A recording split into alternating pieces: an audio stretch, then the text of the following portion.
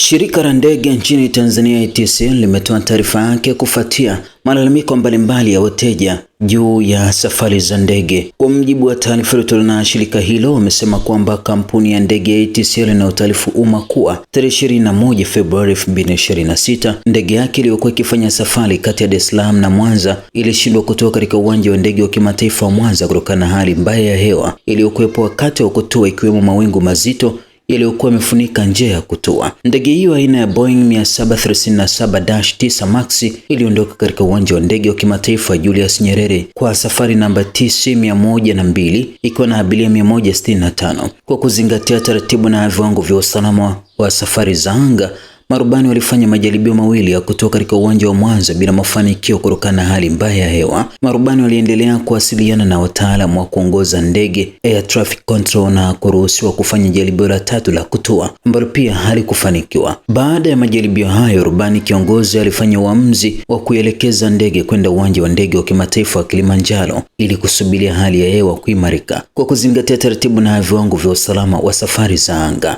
ndege ilitua salama katika uwanja wa ndege wa kimataifa wa Kilimanjaro na ilikaa hapo kwa takriban saa 3.5. ATCL kwa kushirikiana na mamlaka ya hali ya hewa Tanzania TMA iliendelea kufuatilia kwa karibu hali ya hewa katika uwanja wa ndege wa kimataifa wa Mwanza ili kuendelea na safari hiyo kwa usalama. Baada ya kupokea taarifa za kuimarika kwa hali ya hewa katika uwanja wa Mwanza kutoka kwenye mamlaka husika, ndege iliondoka KIA kuelekea Mwanza na kutua salama katika uwanja wa ndege wa kimataifa wa Mwanza majira ya saa 11:24 alfajiri. Katika kipindi chote cha kusubiria, ATCL iliendelea kutoa taarifa na kuwahudumia abiria wote waliokumbwa na changamoto hiyo waliokuwa katika viwanja vya ndege vya Mwanza na KIA kwa mujibu wa taratibu za kampuni.